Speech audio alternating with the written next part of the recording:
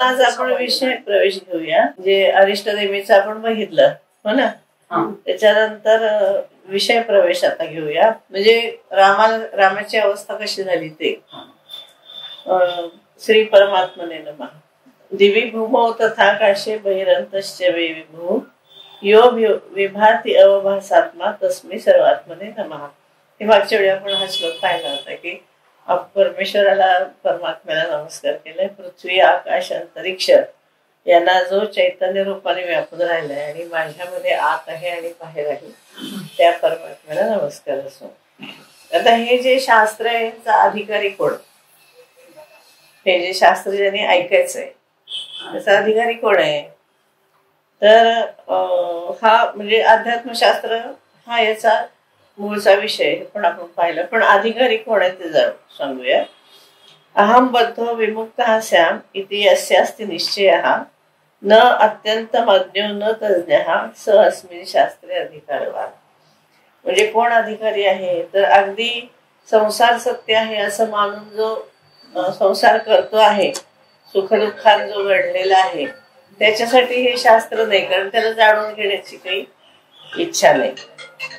या उलट संसाराचं खरं रूप कळलं अशा प्रबुद्ध आणि तत्वज्ञानी पुरुषाला या शास्त्राची गरज नाही, कारण तो मुळातच ज्ञानी आहे.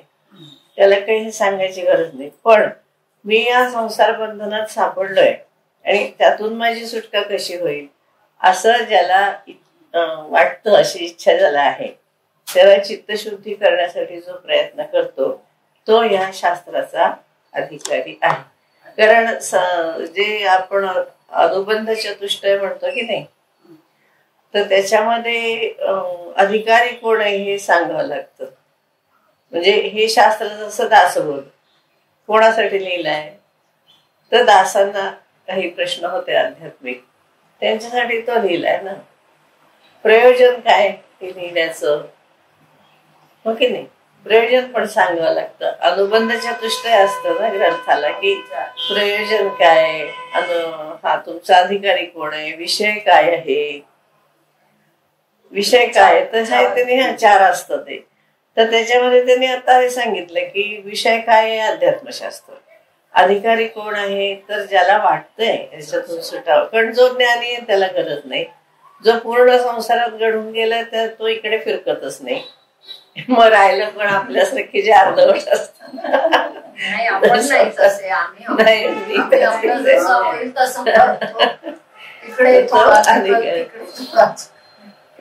तेव्हा तो अधिकारी. आता भरद्वाज हे या उत्तर रामायणाचे पहिले श्रोते होते. भरद्वाज हे श्रोते. त्यांनी विचारलं की संसारातील संकटामध्ये राम कसा वागला, उदात्त अंतःकरणाच्या भरताने आचरण कसे ठेवले हे मला सांगा. असं केल्यावर मग वाल्मिकी सांगतात की तो राम हा सच्चिदानंद स्वरूप नित्यमुक्त महाविष्णूंचा अवतार आहे. त्याचे ज्ञान स्वतः सिद्ध आहे. पण तरी सुद्धा त्याला जे तीन मागच्या वेळी पण झालं होतं आपलं की तीन त्याला शाप बसले ना विष्णूला. तो विषय आपला झाला की जालंधर पत्नीने शाप दिला तुळशीचा, भृगु ऋषींचा आणि सनत कुमारांचा. अशा तीन याच्यामुळे तो त्याला अवतार घ्यावा लागला आणि मग तो अज्ञानासारखा राहिला. मग वशिष्ठ मुनींचं शिष्यत्व त्याने पत्करलं. आता हे जे वाल्मिकी श्रोते आहेत. हा तेच भरद्वाज पहिले श्रोते आहेत. अरिष्टनेमीचा त्यांचा संवाद आहे ना. मग ते हा आता ते भरद्वाज त्याचे श्रोते म्हणून आहेत.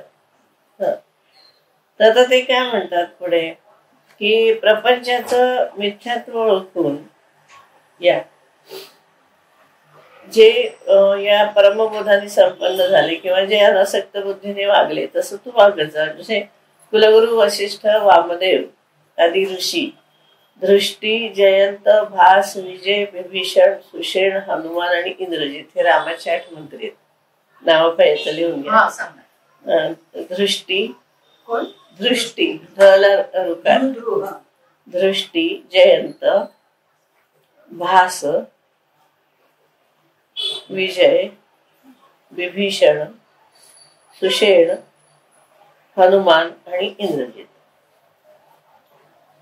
तर ते जसे सगळे जीवनमुक्त स्थितीचा अनुभव घेत राहिले तसं तू राहा, असं ते भारद्वाजांना सांग. भारद्वाज नाही बरं का, भरद्वाज. कारण भारद्वाज हा त्यांचा मुलगा भरद्वाज. आता ते काय म्हणतात की दृश्य भ्रम आहे आपला, त्याचा निराश कसा करायचा. आपण जो संसार पाहतो तो दृश्य भ्रम आहे, सगळ्या वेदांत तसंच सांगतो. पण तेच खोटं कसं म्हणायचं ना, जे दिसतंय त्याला.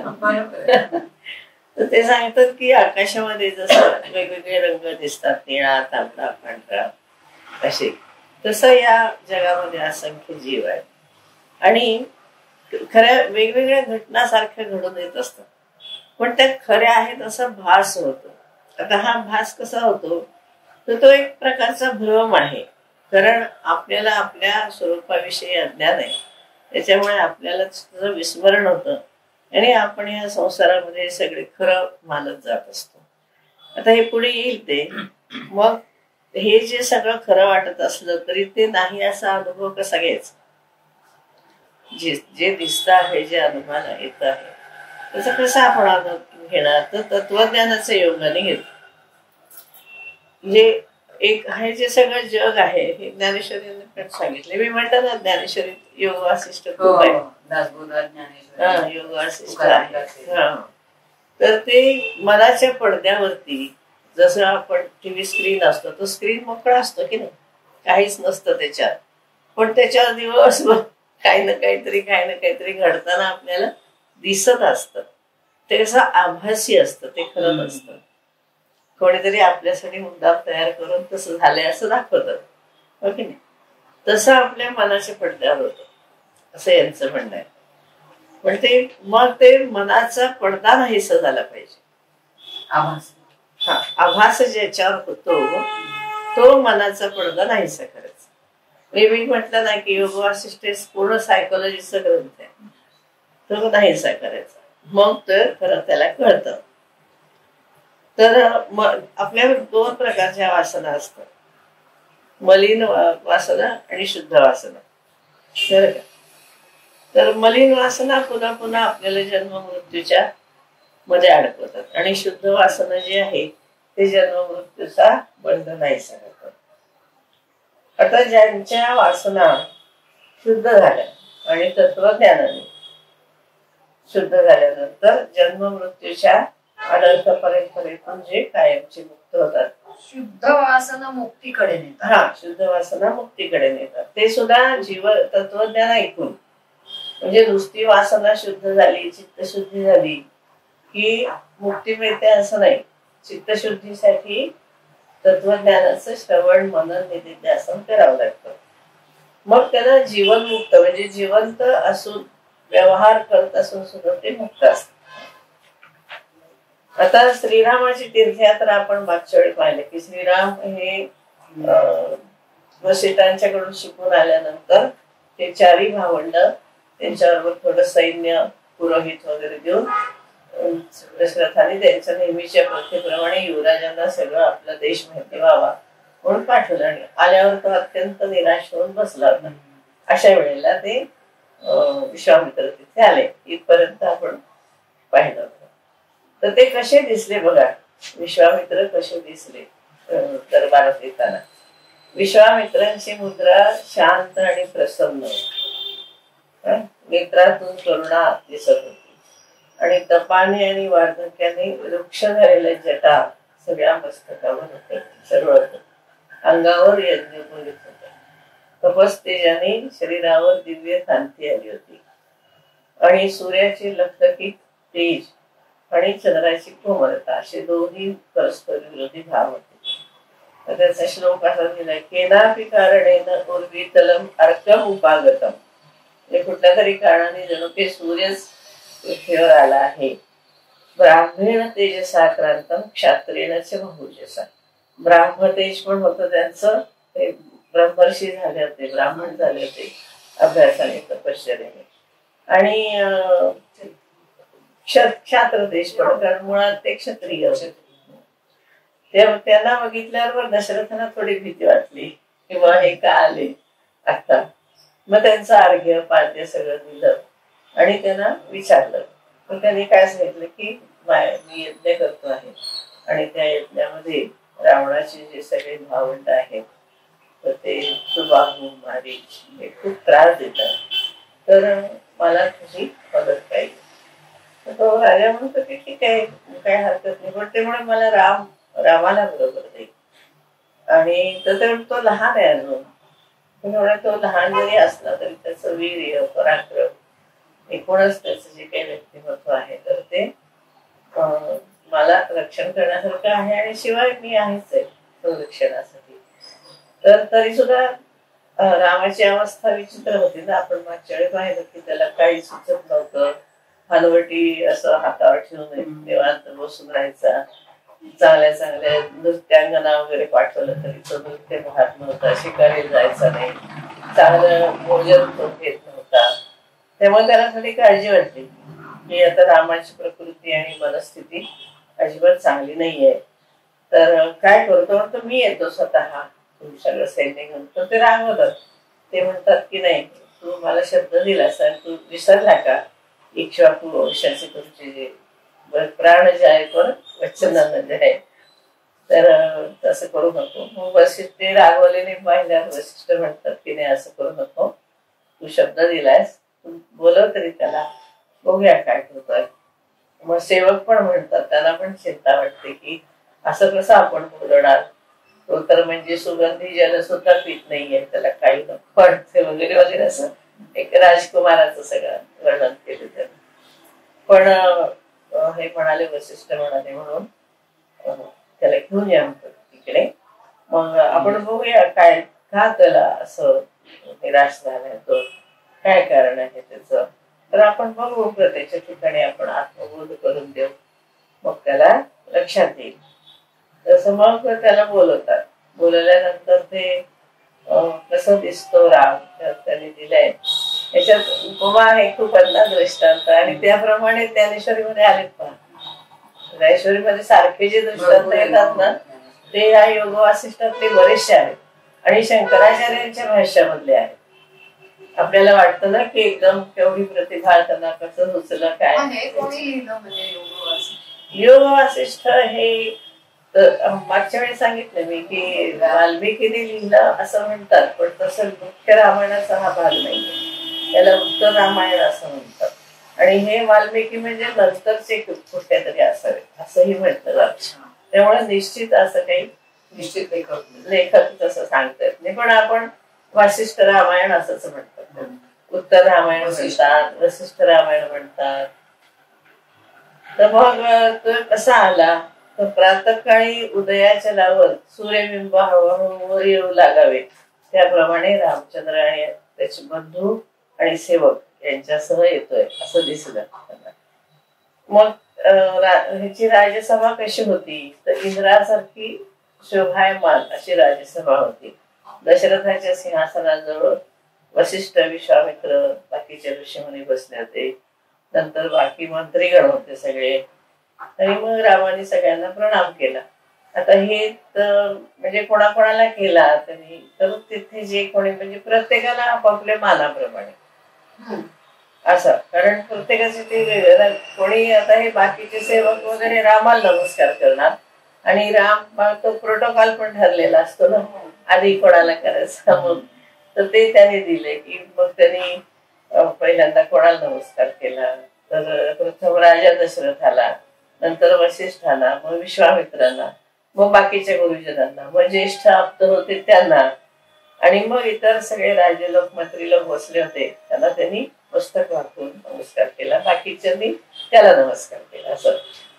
मग ते दशरथ म्हणतात बैस माझ्याजवळ. मग दशरथ म्हणतात की तू विवेकी आहेस, तुझ्या अंगामध्ये अनेक उत्तम आणि कल्याणकारक असे गुण आहेत, कर्तृत्व आहे, तेव्हा असं उदासीन आणि जडबुद्धीने खेद करत असं का बसलाय तू, तर तुला प्रजेकडे लक्ष द्यायला पाहिजे. आता तरुण मुलगा सगळा शिकून विकून आलाय आणि घरी असा बसलाय म्हटल्यावर आई वडिलांना चिंता वाटणं साहजिक आहे ना, एवढा निराश कसा झाला तो.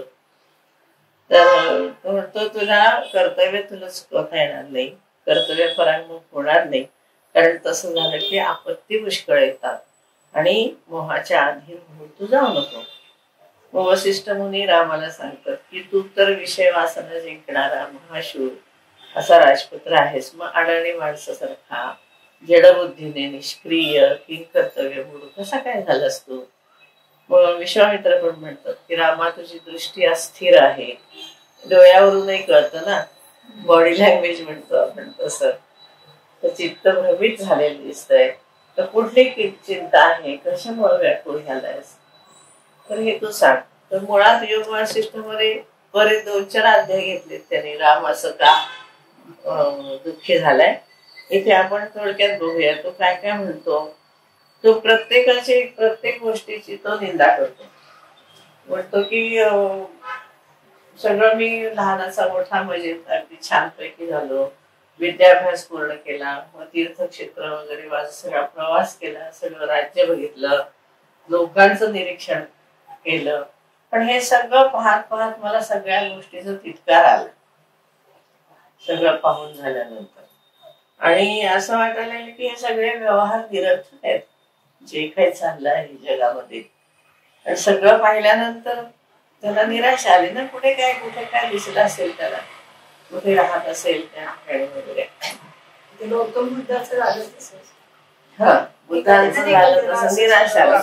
पण गौतम बुद्धाला सांगायला वसिष्ठ विश्वामित्र नव्हते. बरोबर, तेच झालं, तसंच झालं.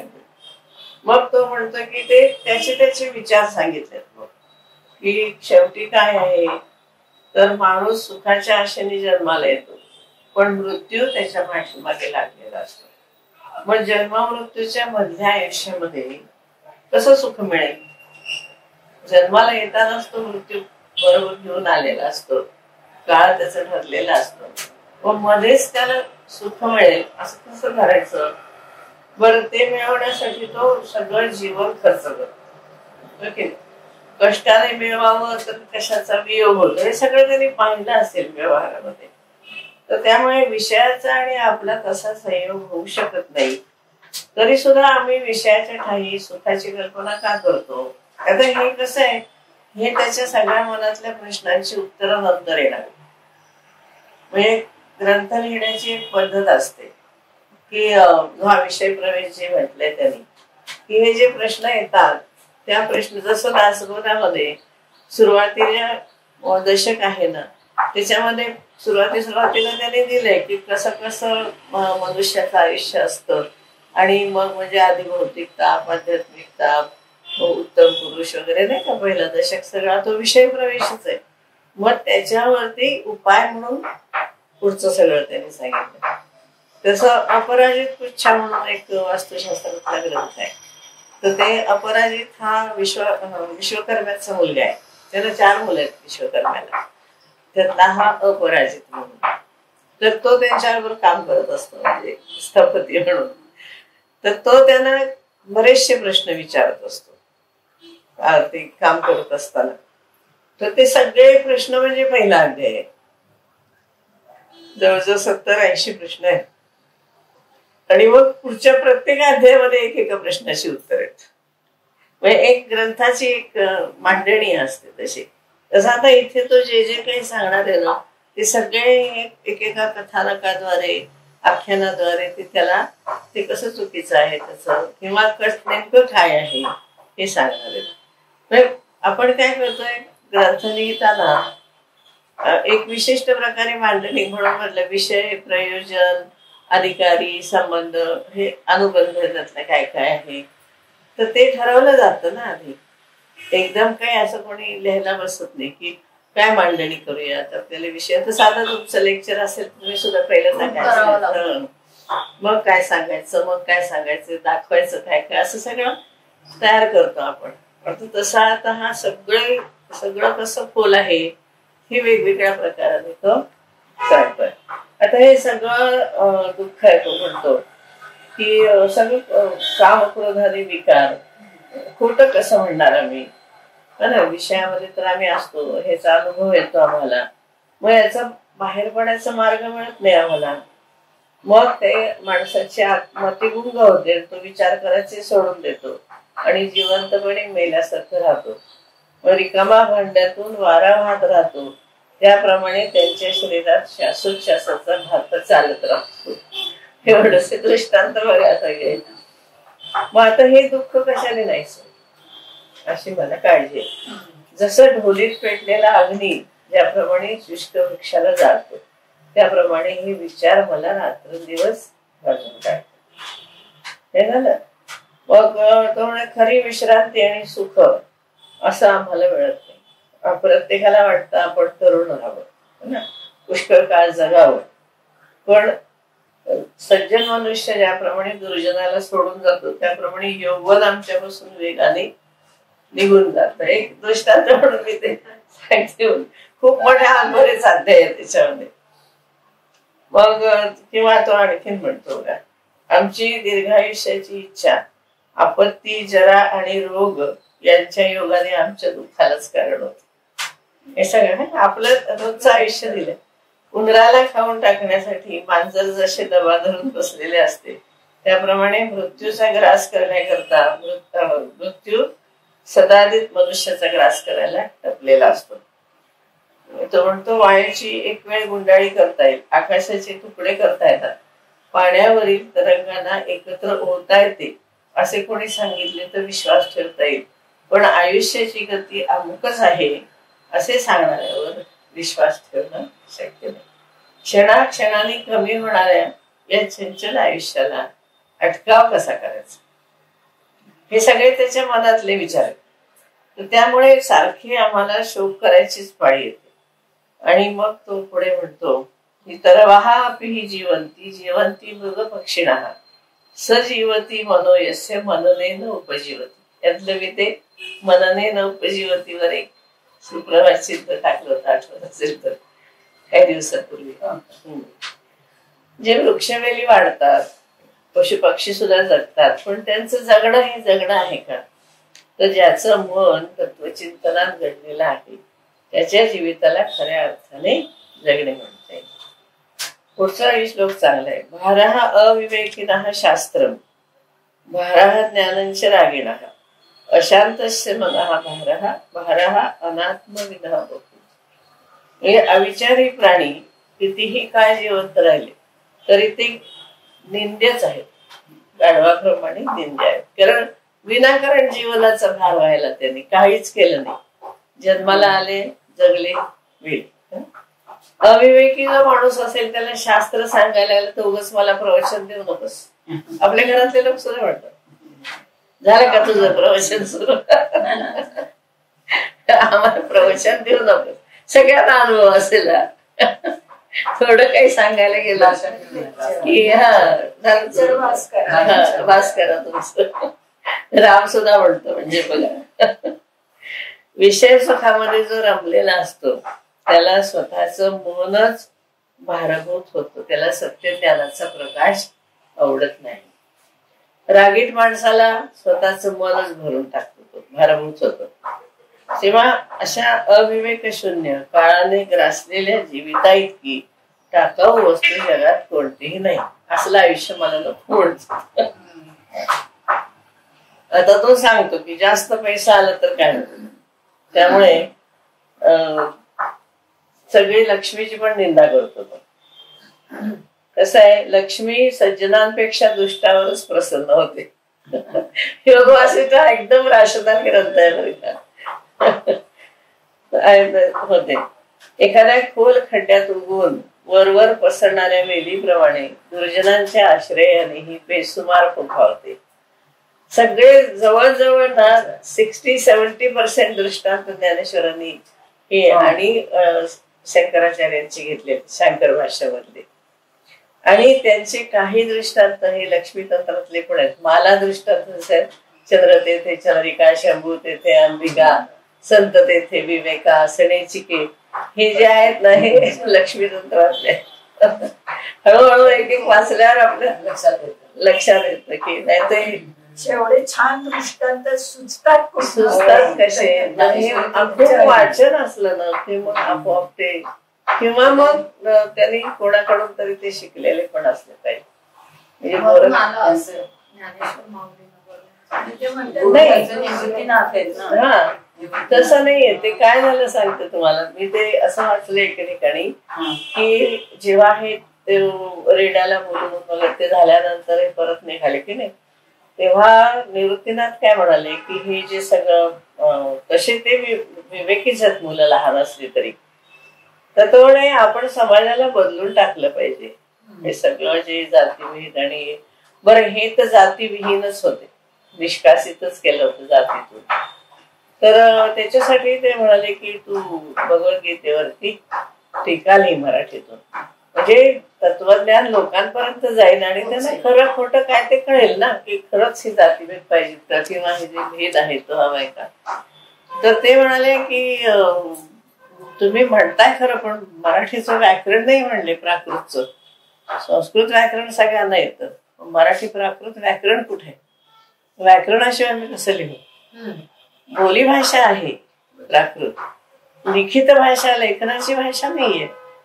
मग निवृत्तीनाथ म्हणाले की मुकुंदराज जे आहेत आपल्या हे जे आहे ना योगेश्वरी, तिथे त्यांचे समाधी आहे ना मुकुंदराजांची, तर त्यांनी विवेक सिंधू ग्रंथ लिहिलाय असं मी ऐकलंय म्हणाले. तर तिथे त्यांना विचार की व्याकरण तुम्हाला काही याचं माहित आहे का? तर मग ते दोघं त्यांना भेटून आले. ती खोली पण मी पाहिली, तिथे त्यांची समाधी आहे खाली. अंबेजोगाई आहे ना, अंबेजोगाईला मुकुंदराज महाराजांची विवेक सिंधू ज्यांनी तत्वज्ञानाचा ग्रंथ लिहिला, मग त्यांच्या जवळ ते व्याकरण शिकले. काही थोडेफार तिथे पूर्वी काय वेळेचं काही नव्हतंच ना. आणि मग गोरक्षनाथ हे आले तिथे. गोरक्षनाथांनी पण त्यांना कसं लिहायचं काय लिहायचं ते सगळं सांगितलं. आणि मग त्यांनी आणि निवृत्तीनाथांनी गोरक्षनाथांनी कशी मांडायची ज्ञानेश्वरी याचा विचार केला आणि मग तो ग्रंथ संपन्न झाला असं मी वाचलं. म्हणजे कोणाचं तरी गायडन्स आणि हे असणार, म्हणून ते सारखं निवृत्तीनाथांचे जे गोरक्षनाथ मुकुंदनाथ हा, म्हणजे त्यांच्याकडून आधी व्याकरण शिकून आणि मग खूपशे शब्द नवीन पण तयार केले ना त्यांनी, जे प्रचलित नव्हते. कारण मराठीमध्ये लेखनच नव्हतं आधी. ते महदंबा वगैरे प्राकृत आहे, पण महदाईसा वगैरे जे होते ना त्यांनी थोडंफार ते लिहिलं, ढवळे वगैरे, पण ते कसे होते बोली बहिणाबाई सारखं साधारण बोली भाषेत वापरली गेली. लिखित भाषा ग्रंथ भाषा जी आहे ती ज्ञानेश्वरांनी वापरली. लहानच होते सगळे, त्यांच्या मानाने हे प्रचंडच होतं, पण त्यांच्या आवाकाच तेवढा तेवढं होतेच नाही. तसं पण या ग्रंथात सगळं आलेलं आहे. विशेषतः चिद्रीला स्वाद मी जो ज्ञानेश्वरीचा अभ्यास केला तो मला सगळा लक्ष्मीतंत्रामध्ये सापडला. आणि लक्ष्मीतंत्र हा 100 वर्ष आधीचा ग्रंथ आहे, ज्ञानेश्वरीच्या आधीच 100 वर्षाचा. मग मी कम्पॅरेटिव्ह पेपर वाचलाय वर्ल्ड फिलॉसॉफिकल मीट मध्ये. 17-18 पानाचा लेख माझा तो निबंध झालाय की चिद्विलासवाद ascribed to Dnyaneshwar but original from लक्ष्मीतंत्र. असं मी एक कम्पॅरेटिव्ह लेख लिहिलाय. त्याच्यात मोठा लेख आहे की यात कसा आलाय आणि यात कसा आलाय तो सगळं. म्हणजे असं काहीतरी त्यांना एवढ्या छोट्या वयामध्ये इतकी मोठा त्यांचा आवाका होता, म्हणजे प्रचंड बुद्धिमत्ता असल्यामुळे हे सगळे ग्रंथ त्यांनी अवलोकन केले असते किंवा कोणीतरी त्यांना ते सांगितले असतील काहीतरी. तेव्हा तो म्हणतो की लक्ष्मी कशी आहे बघा, तर ज्या मनुष्याची सज्जनांशी आणि परकीयांशीही सरळ व सौम्य वागणूक असते त्याला लक्ष्मी प्राप्त झाली की उन्मत्त होऊन तो त्यांचा अपमान करतो. हे सगळ्या अक्षरशः म्हणजे प्रत्यक्ष व्यवहार सगळा ह्याच्यामध्ये त्याने सांगितलेला आहे. श्रीमान जन अनिंद्याच शूराच अविकथनः समदृष्टी प्रभुश्चैव दुर्लभः पुरुषः त्रयः. हे सुभाषित आहे. 3 प्रकारचे पुरुष दुर्लभ असतात. कोणते? तर जननिंदेला पात्र न झालेला श्रीमंत मनुष्य, काहीतरी त्याला निंदा लागणं. स्वतःची प्रौढी न सांगणारा शूर, मी असा लढलो, मी तसा लढलो, मी अमुक केलं तमुक केलं असं. आणि सर्वांशी समदृष्टीने वागणारा सत्ताधारी, सर्वांशी समदृष्टीने वागणारा सत्ताधारी, राजा असून सगळ्यांना समान वागणूक देणारा असं.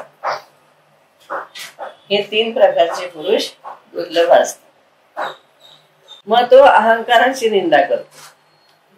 अहंकार हा माणसाचा पहिला शत्रू आहे. त्याची उत्पत्ती आणि वाढ अज्ञानातून होते. तेव्हा मिथ्या अहंकाराची मला भीती वाटते, मग काही करायलाच नको त्यापेक्षा. तेव्हा त्याच्यापासून सगळी मालिका दुःखाची सुरू होते आणि माणसाला मूर्ख आणि उद्दाम बनवतो अहंकार. मग आपला देह कसा आहे तर एखाद्या अरण्यासारखा आहे. म्हणजे दृष्टांत गमतशीर असतात. त्याच्यामध्ये नेहमी असंतुष्ट असलेला भयंकर अहंकार एखाद्या सिंहासारखा वावरत असतो. आणि त्यांनी काय केलंय अहंकार वैराने मंत्रतंत्राचा उपयोग न करता पुत्र मित्र पत्नी इत्यादी संबंध उत्पन्न केले अहंकाराने. आता त्याच मूळ छेदून टाकायला पाहिजे.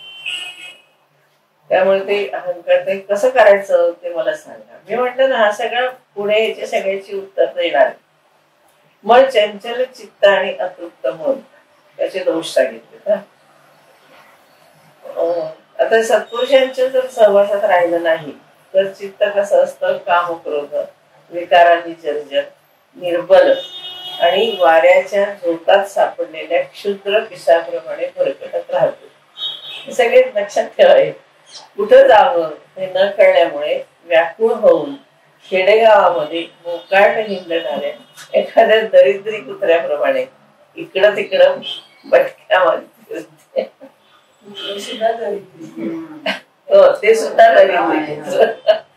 इथं लोक लगेच बिस्किट खायला घालतात, तशी नाही. चाळणीमध्ये कितीही पाणी ओतले तरी ती भरत नाही, त्याप्रमाणे हे मुनींद्र कितीही सुख संपत्ती प्राप्त झाली तरी मनाची तृप्ती होत नाही. आणखीन जास्त आणखीन जास्त असं राहत. त्यामुळे माझं मन ते स्थिर असं तो मनाविषयी सगळं सांग. आणि मग म्हणतो चित्तापासून सर्व सुख दुःखांचा उगम होतो. ते हा श्लोक पण चांगला आहे. चित्तम कारणम अर्थानाम तस्मिन् सती जगत्त्रयम् तस्मिन् क्षीणे जगत क्षीणम् तच्चिकित्स्यं प्रयत्नता.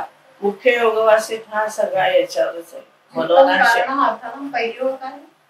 चित्तम कारणम अर्थानाम तस्मिन् सती जगत्त्रयम्. तस्मिन् सती म्हणजे त्याच्या योगाने तिन्ही जगाचा पसारा निर्माण होतो. तस्मिन् क्षीणे जगत क्षीणम्. ते क्षीण झाले की म्हणून मनोनाश त्रयम् तस्मिन् क्षीणे जगत क्षीणम्. ते क्षीण झालं की जग क्षीण होत. तर चिकित्सां प्रयत्नतः त्याची चिकित्सा करायला पाहिजे. चित्त विवेकाच्या साधनेने क्षीण केलं पाहिजे, मग सुख दुःख नष्ट होतात. आणि ह्या चित्तावर जय मिळवण्यासाठी मुमुक्षु झटतात. तेव्हा हे ऋषीवर्य माझाही त्याच्यासाठी प्रयत्न चालू आहे.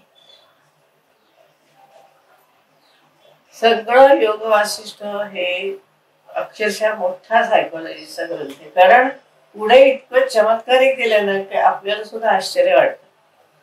लीलावतीचं वगैरे जे आख्यान आहेत ना, पुरंजय आख्यान, लीलावती आख्यान इतकी मोठी मोठी आणि छान आहेत की आपल्याला वाटतं खरंच एवढ्या भ्रमात आपण राहतो का, असं वाटायला लागतं की खरंच जर हा सगळा भ्रम असेल तर आपण किती मूर्खपणा करतो हे आपल्याला लक्षात येतं. आणि तसं याला पण एक यांनी उपाय पण दिले. म्हणजे नुसतं चित्त चंचल आहे म्हणून वैराग्य आणि अभ्यासाने गीतेने सांगितलं एवढं, पण तिथे इतकं सांगायला वेळ नाही ना. योग वासिष्ठामध्ये अनेक प्रकार दिलेत हे चित्त कसं जिंकायचं. मग आता त्याचा हा जो संसाराचं त्याला जे काही दर्शन झालं तर तृष्णा वगैरे हे सगळं तो सांगतो की तृष्णारूपी नदी देहरूपी पर्वतावरून वाहत असताना उद्दाम उर्मट शब्द हे किनाऱ्यावर जाऊन फुटणाऱ्या लाटांच्या आवाजाप्रमाणे भासत निबंध लिहायला फार छान. लेख लिहायचे असतील ना, योग वासिष्ठ वाचायला पाहिजे. या तृष्णेमुळे कधी न थांबणाऱ्या चिंतारूपी चक्राचे भ्रमण सुरू झालंय. त्याच्यामुळे इतका ताप होतोय की अमृताच्या सिंचनानेही तो नाहीसा होईल असं काही मला वाटत नाही. तो बरंच काय काय सांगतो. आता तो काय म्हणतो पुढे की तृष्णा म्हणजे जणू काही इकडून तिकडे अशी सारखी नाचत राहणाऱ्या चंचल लांडोरी सारख्या. बदल करो ती अलंघेपी तृप्तापि फलमिहते चिरम तिष्ठती नैकत्र तृष्णा चपल मरकटी. म्हणजे अडचणीच्या आणि दुर्गम अशा ठिकाणीही ती आपला प्रवेश करून घेते. प्राप्त होणे अशक्य अशा वस्तूचा हव्यास धरते आणि महत् प्रयासाने एखादी दुर्लभ वस्तू प्राप्त झाली तरी सुद्धा तिची तृप्ती होत नाही. आता आपण बघतोय उदाहरण, किडी कोणाकोणाच्या मागे लागली. सध्या ते सारखंच म्हणजे विषयावरून दुसऱ्या विषयावर अशी चपळ वानरी प्रमाणे ती सारखी उड्या मारतात. असं तो बऱ्याच याच्यामध्ये दृष्टांत दिलेले आहेत त्यांनी. कसं आहे, आपल्या अगदी निकट शरीरात राहत असूनही धोक्याप्रमाणे ती बुद्धीला मोहित करणारी, म्हणून तिचे स्वरूप समजायला अतिशय कठीण जाते. जे महाबुद्धिमान असतात ते विवेक रूपी धारदार तलवार चालवून कृष्णेचा छेद करतात. तेव्हा विषयांचा ध्यास नष्ट करणे हा तृष्णारूपी महामारी नाहीसा करणारा एक मंत्र आहे. मग तो देहाची निंदा करतो. हे सगळे त्याचं चिंतन आहे. आधी रामाच, मग वसिष्ठ विश्वामित्र बोलणार. आधी ते पेशंटचं सगळं ऐकून घेत डॉक्टर पेशंट काय म्हणतोय त्याशिवाय त्यांना ट्रीटमेंट देतात. कसा वाटतो बघा. निर्जीव आहे, निर्जीव हाड, त्यामध्ये बसवलेली आतडी, नाड्या यांचं जाळ आणि त्यावर त्वचेचे आच्छादन. त्याच्याशिवाय काय म्हणतो दुसरं देह म्हणते. बरं, नाना प्रकारचे रोग, बाल्यातून तारुण्य, मग म्हातारपण, अशा बदलत्या अवस्थांमध्ये विकार आणि मृत्यूचा जन्म हा मागे लागलेला. हा होता देह. तेव्हा मला हा देह फुटक्या नगाऱ्यासारखा वाटतो. त्यातून आता आवाज निघत नाहीसा झालेला आहे आणि त्यात अडकलेल्या पण बाहेर पडण्याची वाट माहीत नसलेल्या मांजरासारखा मी जातो. हे खूप आहे. तरी याच्यामध्ये मी याच्यातही त्यांनी कमी लिहिलंय, पण मुळात श्लोकांमध्ये केवढे अध्याय आहेत. मी तर वाचून वाचून कंटाळले. कधी थांबायचं इतका बोलतोय तो. बोधात पण खूप वर्णन केलेलं आहे शरीराचं. आपल्यालाच खेळच यायला लागते. खूप अगदी बारीक एवढे नरक सांगितले. नरक तर आपण देवी भागवतात बघितले की किती प्रकारचे, 80 प्रकारचे नरक आहे. आता तो म्हणतो की देह म्हणजे एक जुनाट घर आहे बरं का. त्या घराला असलेल्या ज्ञानेंद्रियांच्या खिडक्या स्पष्ट दिसून येतात. वारा या घरात झपाट्याने घुसतो आणि बाहेर येतो, पण त्याचा सारखा सो सो आवाज चालतो. अज्ञानाचा लोणा लागलाय त्यामुळे पडीक झाले नाही. त्या देहाच्या आत सतत फिरणाऱ्या यंत्रांची घरघर एकसारखी ऐकू येते.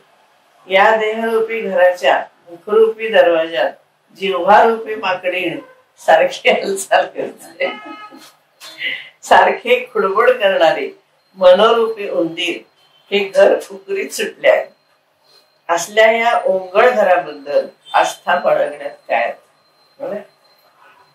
घटकेत या घरात हास्यरूपी दिव्याचा उजेड पडतो. घटकेत आनंदामुळे सुशोभित दिसतो, तर घटकेत निराशेच्या दुःखाच्या अहंकारात तो बुडून जातो. तेव्हा हे कसं आहे की खूप कृश होत जातो. आत्मोद्धार करण्याची जर इच्छा उत्पन्न झाली नाही तर तो प्रपंच सागराच्या पोटात तृष्णारूपी बिळात तोंड खुपसून कासवासारखं पडून राहतो. आणि क्षणात म्हणजे विषयरूपी डबक्यात बुडी मारणारा आणि क्षणात म्हातारा होणारा हा देहरूपी बेडूक केव्हा कुठे कसा नाहीसा होतो याचा पत्ताही लागत नाही.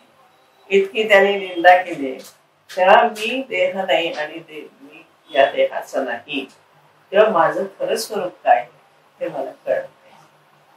मग तो बाल्य निंदा करतो. लहानपणी अशक्तपणा, बालग्रह, नाना प्रकारचे रूप, बरं दुःख कोणाला सांगता येत नाही त्यामुळे आणखीनच संताप होतो. दिसेल ती वस्तू उडून घ्यायचा हा व्यास असतो, मिळाली नाही की भोकाड बसरतो वगैरे वगैरे असं.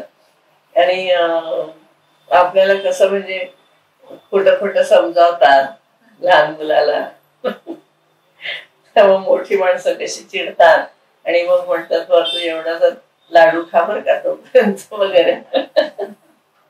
मग यौवनाची निंदा केली त्याने की बाल्यावस्थेमधली परवशता आणि अज्ञान मग तरुणामध्ये येतो तेव्हा उल्हासाने मन मुसमुसत.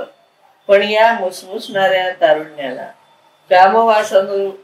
कामवासनारूप मधमाशांचा डंख विवल करून टाकतो. आनंदाचा सुखोपभोगाचा उत्कर्ष बिंदू त्याला अधपाताच्या दरीत नेतो. आपल्याला अनेक गोष्टीमध्ये दिसतं पहा की त्या अवस्थेमध्ये ते लोक जेव्हा त्या इतक्या मोहावशी अवस्थेमध्ये असतात तेव्हा मोठमोठ्या डील्सवर सही करून घेतात आणि फसवतात, दाखवतात. कागदांचा सही करून घेतात. म्हणजे किती मती भ्रष्ट होते ना,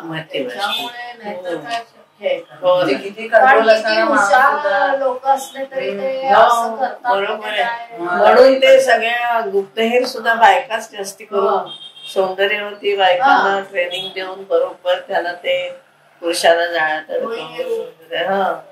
एकदम वाढत होत. तेव्हा सुद्धा होतं सगळं पूर्वी. म्हणून हा फार जुना आहे असं म्हणत नाही. वाल्मिकी रामायण 10,000 वर्षापूर्वीच आहे.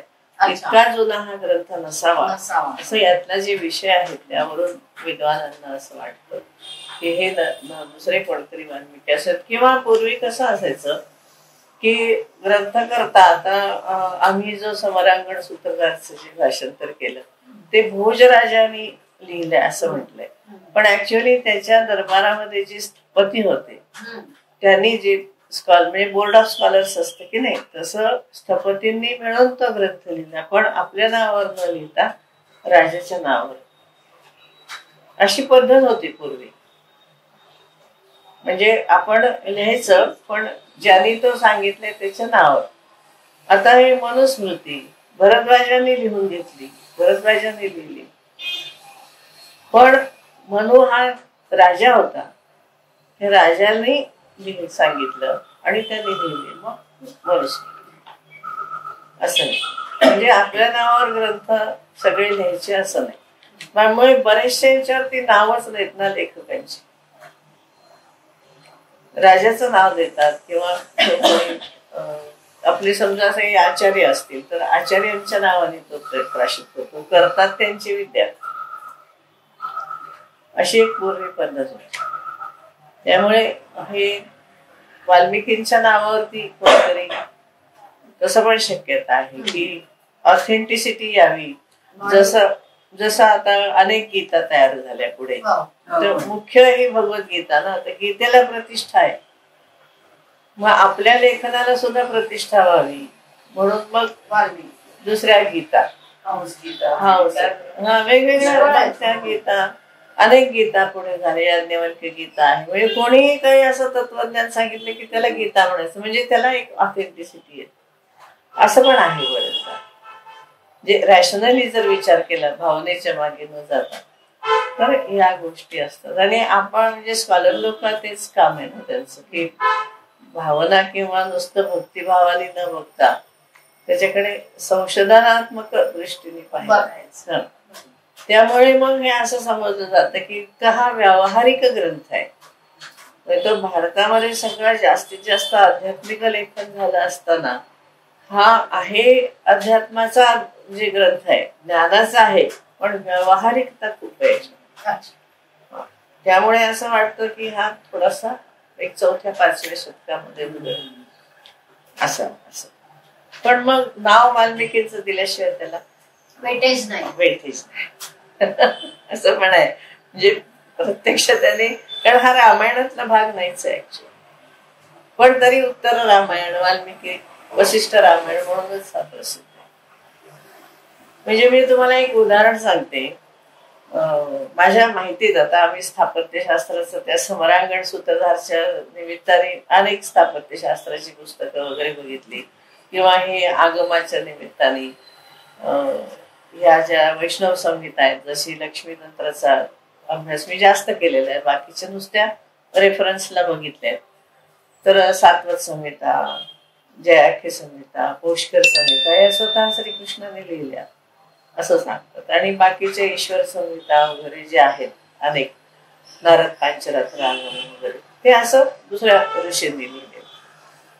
तर त्याच्यामध्ये ईश्वर संहितेमध्ये वास्तुशास्त्र कोणती ऋषींचीच आहे, कुठल्या तरी या वैष्णव 3 सात्वत, पुष्कर आणि जयाख्य.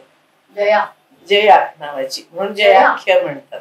जया, सात्वत, पुष्कर आणि जया. त्याचं इंग्लिश भाषांतर आपटे सरांनी केलं. खरंच एवढाले ग्रंथ केले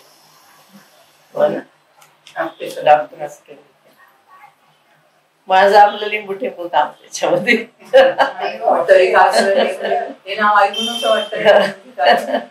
काहीतरी आपल्या सरांना मदत करायची. मला थोडं माहिती आहे असं, सरांना त्यातली जेवढं ज्ञान आहे तेवढं मला नाहीये. पण लक्ष्मी तंत्र मात्र माझा भरपूर अभ्यास, खूप अभ्यास झाला. मी त्याच्याबद्दल असं ऑथेंटिकली बोलू शकते. पण ह्या ज्या, तसं मी काय सांगत होते तुम्हाला उदाहरण, की कसं सांगतात, तर ते दक्षिणेमध्ये एक मंदिर बांधायचं होतं. तर मंदिर बांधत असताना टँक बांधतात ना पहिला, आता जसं आपण बोरिंग वगैरे करतो, तर पाण्यासाठी आधी टँक बांधावं लागतं. म्हणून मग तिथल्या स्थपतींनी पाण्याचं एक टँकची जागा ठरवली. आणि मग आणि कसं असतं, गावातल्या प्रतिष्ठित लोकांना ते सगळं आधी सांगावं लागतं. राजा जरी असला तरी त्याला सगळ्यांचं मत घेऊन ते करावं लागतं, कारण जनतेचा पैसा त्याच्यामध्ये असतो. मग तो टँक बांधताना काय झालं, की त्या स्थपतीच्या असं लक्षात आलं की ह्या टँकला जिवंत झरा नाहीये. कुठून तरी जिवंत झरा असल्याशिवाय आपण एवढं बांधकाम ह्या पाण्यावर करू शकणार नाही. मग ते राजाकडे गेले. मग राजाला म्हणाले की इथं नाही टँक बांधता येणार, बरं एवढा आपण खर्च केला आता, आपले पैसे वाया गेले. असे प्रतिष्ठित लोक जे आहेत ते सगळ्या मीटिंग मध्ये काय म्हणतील आपल्याला, की हे बरोबर नाही असं करणं. तुम्हाला कळत नव्हतं तर आता बोलणारे काय अनेक बाजूनी बोलतात, मग काय करायचं. तर मग राजा म्हणला ठीक आहे, मी विचार करतो याच्यावरती काहीतरी. आणि मग 1-2-3 दिवसांनी राजाला युक्ती सुचली. मग राजाने परत मीटिंग बोलावली आणि मग त्यांनी सांगितलं की काल माझ्या स्वप्नामध्ये हे जिचं मंदिर बांधायचंय, ज्याचं कोणाचं तर माझं नाव लक्षात नाही, महादेव असेल किंवा देवी असेल, तर ते माझ्या स्वप्नामध्ये आले आणि त्यांनी मला सांगितलं की मला ह्या जागी पाणी नकोय, मला अमक्या ठिकाणी पाणी पाहिजे. तर आता आपले तर पैसे तर वाया जातील, पण आता देवाने सांगितलं म्हणल्यावर आपण काय करणार, तर आपण तिकडे टँक बांधूया. नाराज तर कोणाला करायला नाही. अशीच भवानी तलवार आहे शिवाजीची. खरं पाहिलं शिवाजी महाराजांची, छत्रपती शिवाजी महाराजांची तलवार असावी असा एक ही तलवार मला भवानीने दिलेली आहे असं बरोबर आहे. त्यांनी असं काहीतरी म्हटल्याशिवाय हे होणारच नाही. छत्रपती शिवाजी महाराजही तसे म्हणतात ना की शिवाचा अंश कृष्णच नाही. छत्रपती महाराज म्हणजे काय एकदम छात्र तेच केवढं होतं. तर ते म्हणजे का, तर हे आता इतकं सगळं मी वाचते ना, त्यामुळे नक्की त्याच्या पाठीमागे काय असलं पाहिजे ते तर प्रत्यक्ष मी वाचलेलं आहे की त्या असं झालं. नंतर लिहून ठेवतात ना हे स्थपती लोक, काय झालं, काय घडलं, काय नाही. त्याच्यामध्ये त्यांनी ते लिहिले की आम्ही हा टाईप असा बदलला. किती छान सुचलं कसं त्यानं त्यावेळी सांगायला. हो ना. तर ते तसा हा ग्रंथ सुद्धा असं काहीतरी असू शकतो. म्हणून संशोधनाला जागा खूप असते. आणि मग त्याच्यामध्ये भाषा कशी वापरली आहे, दृष्टांत जे आले त्यावेळेची परिस्थिती सामाजिक काय होती, मग ही नेमकी कधी होती, असं क्लिष्ट काम आहे ना संशोधनाचं. ओके. असो. तर मग तो काय म्हणतो, तरुणपणाचं सगळं हे करतो की यौवनरूपी अज्ञान रात्रीला प्रत्यक्ष भगवान शंकर सुद्धा घाबरतात, कारण ते इतकी त्याला कोण समजूनच सांगू शकत नाही, है ना. देहाला येणारी यवनावस्था ही फिरत्या ऋतूप्रमाणे काही थोडा काल फल देणारी असते. शरीररूपी वृक्षावरून तारुण्यरूपी पक्षी हा म्हणता उडून जात. ज्याप्रमाणे हतभागी मनुष्याच्या हातातून चिंतामणी निष्ठून क्षणात हरवून जातो. दृष्टांत बघा फार खूप छान. तसे तारुण्य माणसाच्या न कळत संपून जात. नंतर श्लोक छान आहे. तर ते वंद्याः ते महात्मानः ते एव पुरुषा भूमी ये सुखेन समुत्तीर्णा साधो यौवन संकटात. म्हणजे ते कसं असतं की म्हणजे एखादा अरण्य आहे भयंकर, काट्याकुट्यांनी भरलेलं, वाघ सिंह यांच्या गर्जनांनी युक्त, प्राण्यांचे कलकलाट, वाटमाऱ्या करणारे चोर, त्याप्रमाणे अनेक प्रकारच्या संकटांनी भरलेले राग लोभ रूपी चोरांचा सुसराट असणारे तारुण्य जो सुरक्षितपणे चालून जाईल तोच खरा वीर पुरुष आहे. तारुण्यम कुरु तारुण्ये. पुत्राला मरताना पाहून ज्याप्रमाणे हृदय करुणेने भरून येते, त्याप्रमाणे नाना प्रकारच्या विकारांनी पछाडलेल्या क्षुद्र आणि अल्पकाळात नष्ट होणाऱ्या तारुण्याची कीव करावीशी वाटते, असं त्यांनी परत निंदा केली. नंतर स्त्री निंदा. बरं का. सुगंधी द्रव्ये आणि मुलायम वस्त्रे यांच्या योगाने स्त्रीच्या कोमल अंगाला रमणीयता आणली जाते. पण सर्व प्राण्यांच्या शरीराप्रमाणे तेही अखेरीस गिधाडे आणि किडे यांच्याच तोंडी जाते. रानात मरून पडलेल्या गाढवाच्या शरीरात आणि सौंदर्य संपन्न स्त्रीच्या देहात काय फरक आहे. मदिरा आणि मदिरेप्रमाणे प्रारंभी मद आणि मोह निर्माण करून नंतर चित्तवृत्ती शांत करणारी मदिराक्षी एकाच जातीच्या. दुष्कृताग्नी शिखा नार्यो दहंती तृणवत नरान. असे श्लोक. तरुण स्त्रिया या दुष्कृत्य रूपी अग्नीच्या ज्वाळा असून गवताप्रमाणे त्या मनुष्याला सहज दग्ध करून टाकतात. दूर असलेल्या माणसांच्या अंतःकरणात देखील त्या दाह उत्पन्न करतात. कामिनी दीर्घयामिनी. तरुण स्त्री ही बुद्धीवर भ्रमपटल निर्माण करणारी दीर्घ रात्रच. तिचा केशकला सर्वत्र पसरलेल्या अंधाराप्रमाणे असतो. आकाशात चमकणाऱ्या नक्षत्राप्रमाणे तिचे नेत्र चंचल असतात. पूर्ण चंद्राप्रमाणे तिचे मुख रमणीय भासते. पुष्पगुच्छाप्रमाणे तिचे हास्य आनंददायक असते. शृंगार चेष्टा करून ती पुरुषाला मोह पाडते आणि त्याच्या अंतःकरणातील विवेक वैराग्यादी सद्भावनांचा संहार करत आहे. बरीच निंदा केली. नाही, स्त्री मुक्ती वाढायला दाखवायला बरंच काय शेवटी मोह आहे. म्हणून तुकाराम महाराजांनी सुद्धा म्हणलंय की काष्ठाच्या भौरीशी सुद्धा खेळू नका, कधी मन तुमचं घसरेल. मी सांगतो आपण गणिका आली होती तिला मग माता म्हणून बुद्धांच्याकडे पण आली होती, विवेकानंदांच्याकडे पण आली होती ना. महाराजांचे पाय धरले तिने. माझी चूक झाली आणि पाठवली होती. म्हणजे त्यांचं मन आता स्वामी समर्थ मध्ये पण दाखवलंय ती आली होती. बरोबर आहे. तिची त्यांनी जाती नष्ट करून टाकली. पुन्हा तसं आहे. यांना सुद्धा आपले विवेकानंदांकडे पण एक असे आले होते. ती म्हणाली माझ्याशी लग्न करा, मला तुमच्या मोठा मुलगा पाहिजे. तर ते म्हणे आता समजला तू आई आणि मी मुलगा. आता समज की म्हणे तुला मुलाला उत्पन्न कशाला करायचं. हा काय मी मुलगा तुझ्या समोर उभा आहे तू माझी आई. काय केवढं मोठं मन असलं हो. पाहिजे आणि किती संयम आणि ताबा हो ना, आणि न चिडता आपण येणाऱ्या व्यक्तीला असं तो बोलतो. न चिडता न रागावता. असं यस्य स्त्री तस्य भोगेच्छा. ज्याला स्त्री आहे त्याला भोगेच्छा उत्पन्न होणार. निस्त्री कसे भोग ज्याला स्त्री नाही त्याने कशाची भोग भोगायची.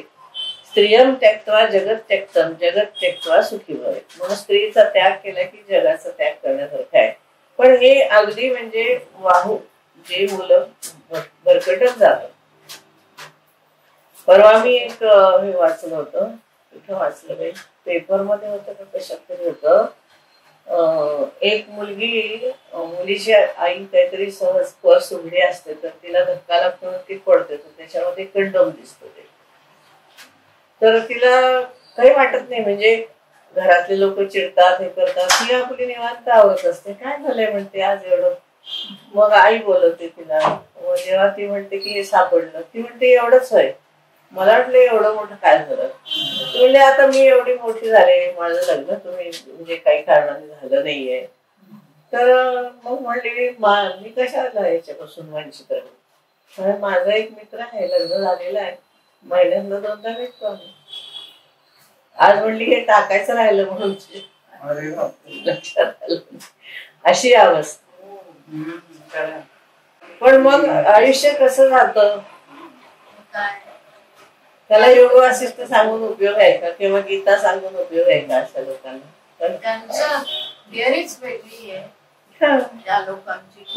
पण त्याचा परिणाम होतोच ना त्यांच्या. ते सगळं हेच होतोच.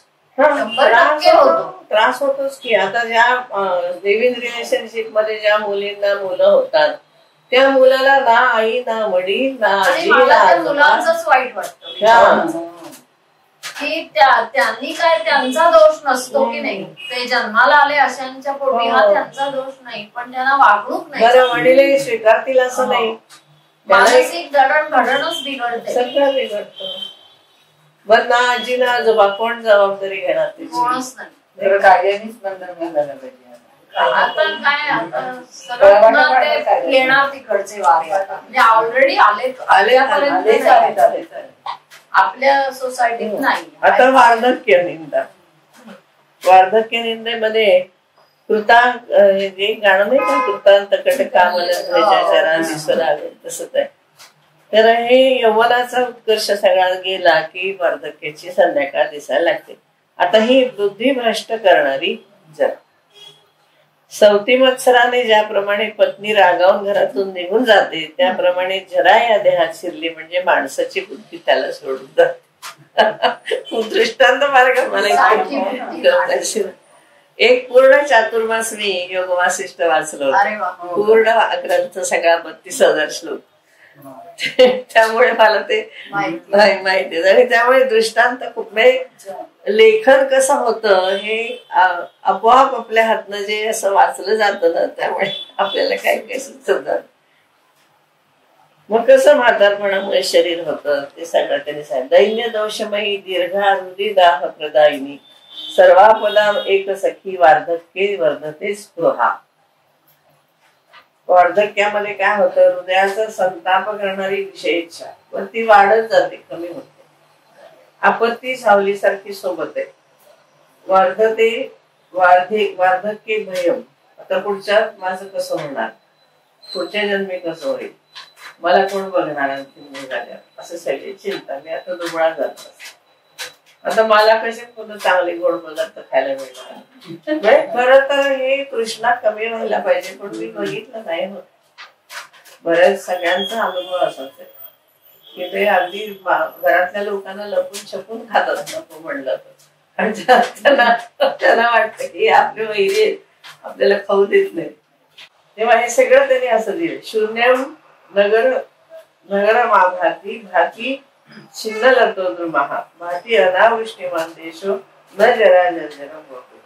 मनुष्य वस्ती उठून गेलेले उजाड शहर, फांद्या कापून टाकलेला उघडा मोडका वृक्ष किंवा पावसा वाचून वैराग झालेला प्रदेश हे सुद्धा म्हातारपणाने ग्रासलेल्या शरीरा इतके दिसत नाही.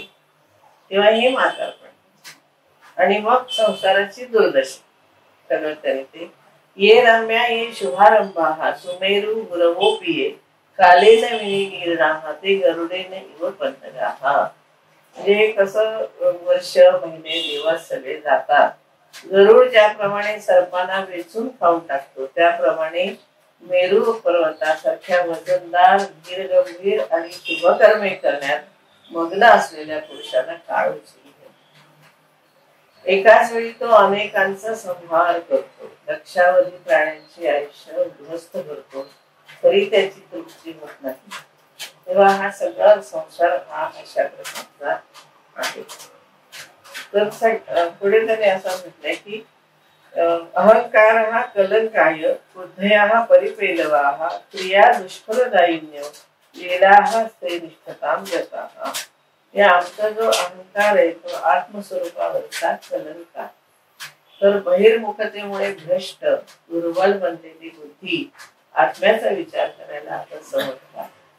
आमचे मनोव्यापार स्त्री विषयक भोगात घुटमळत राहतात आणि आमची कर्मे वाईट फळे देऊन रडवतात.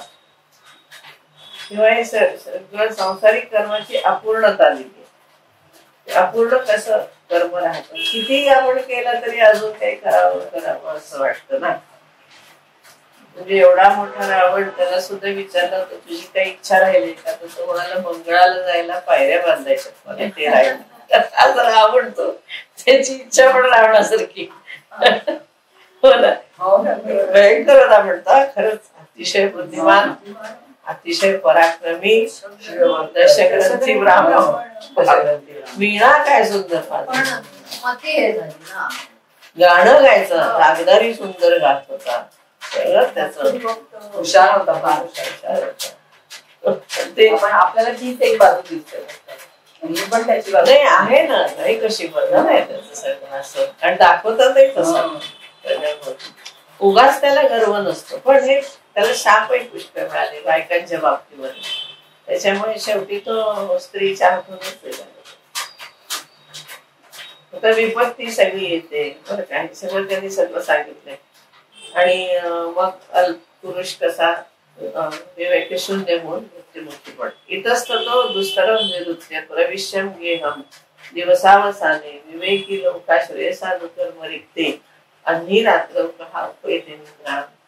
ज्या मनुष्याचं दिवसभरात सगळं इकडे तिकडे भटकण्यात फुकट जातो, विवेकी माणसाचे अनुकरण न करता जो वेड्यावाकड्या गोष्टी करत राहतो आणि संध्याकाळी घरी परततो, अशा माणसाला रात्री शांत झोप येईल का. मग ते यात्रेला जाण्याच्या निमित्ताने ज्याप्रमाणे वेगवेगळ्या ठिकाणची माणसे एकत्र येतात, तो त्यांचा संबंध तात्पुरता असतो. असं गाडीमध्ये आपण देवी दृष्टांत दिला जातो.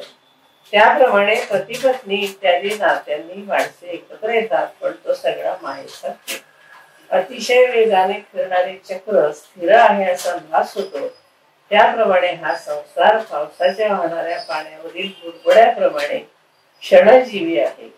तरी असावध मनुष्याच्या बुद्धीला तो नित्य आणि स्थिर आहे असे असं त्याने म्हटलं.